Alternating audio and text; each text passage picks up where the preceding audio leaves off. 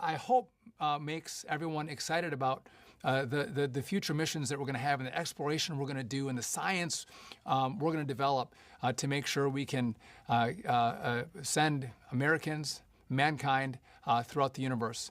And so, but we do want to lean into this exciting news that we have today. And to give us more, I'm going to turn it over to Nikki Fox, who is the Associate Administrator for our science mission. Nikki? Thank you so much. Thank you. Yes, it really is an exciting day today. NASA, what we do is we study the seemingly impossible. That's what we do every day at NASA Science. And NASA Science is undisputably the global authority in the search for life beyond our home planet. And so today we are going to talk to you about this amazing, exciting discovery. And I also want to make sure that we put context around it. And you see like how it fits into our search for life in the universe. Our galaxy is 100 billion light years across. And within 10 light years of Earth, there are at least 400 known planets.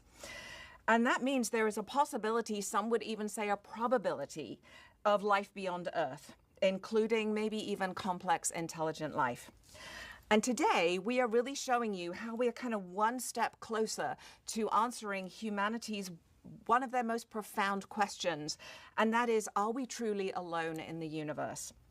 So if I could have the first image, please, that would be great. So last July, as Secretary Duffy eloquently described, NASA's Perseverance rover found a leopard-spotted rock at Mars.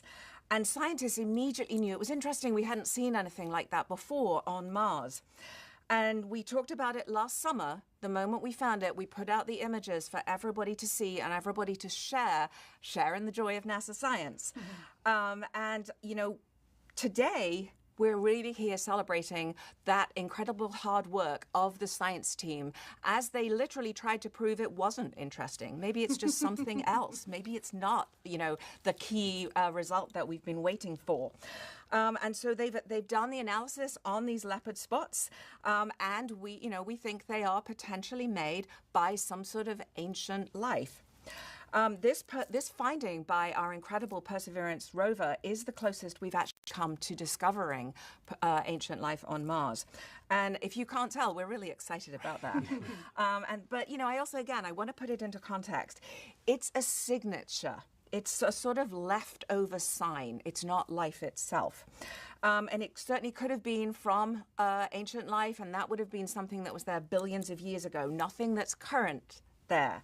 And, you know, it could certainly, as we say, be made by ancient life. And what that means is we look at everything we know about life on Earth. And this is the kind of signature that we would see that was made by something biological. In this case, it's kind of the equivalent of seeing like leftover fossils, you know, leftovers from a meal. And maybe that meal's been excreted by a microbe. And that's what we're seeing in this sample.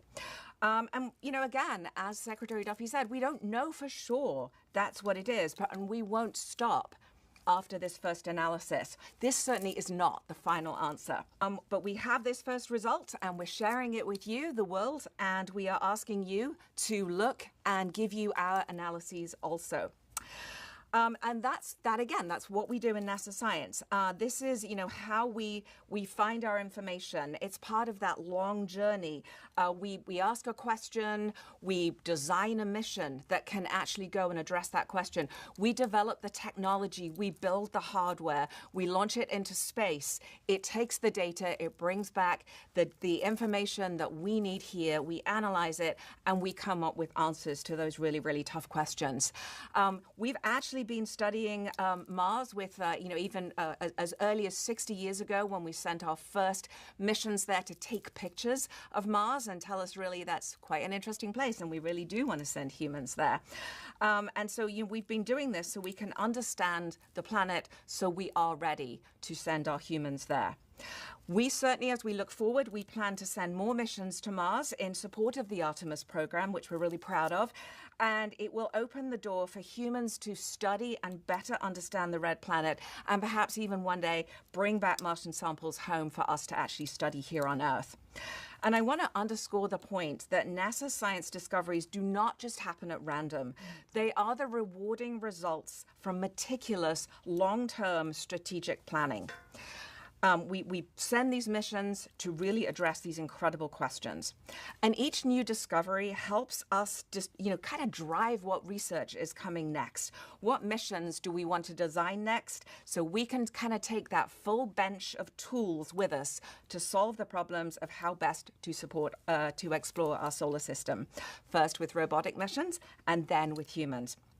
And before I pass it on to my colleagues who are going to tell you all about the details of this incredible finding, I just want to talk a little bit more about how NASA searches for life. And there's so much happening that I am incredibly excited about. We have Europa Clipper that is on its way to explore an icy moon of Jupiter to investigate whether the subsurface ocean underneath that icy crust has the potential to support life.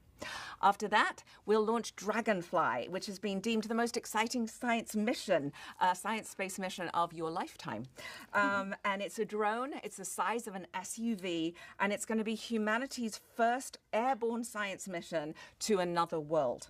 Dragonfly will explore the amazing world of Saturn's moon Titan, which is the only place in our solar system where that have lakes of liquid on the surface. And with Dragonfly, it's going to let us understand the prebiotic chemistry that predominated Earth here before the origin of life. And the other thing we're looking for all over the universe is potentially habitable worlds. 30 years ago, we first discovered an exoplanet around another star system, and today we know of thousands of them. This has changed the very way that we look at our night sky. We know that there is, on average, a planet for every star in the sky. And as I've been saying, each new mission is specifically designed based on all of the knowledge that we've gained so far. And in this case, the knowledge is allowing us to lean forward to study a concept mission that is supported in the president's budget called Habitable Worlds Observatory.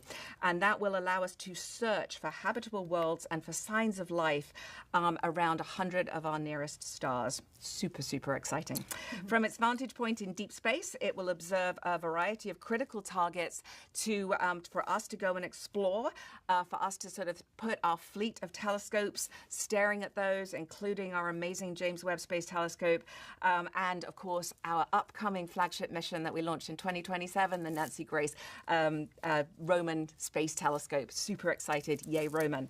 The Habitable Worlds Observatory insights could help keep astronauts and human infrastructure safe in space, and it will be the most powerful telescope NASA has ever launched, maintaining Americans' leadership in space, which is so important.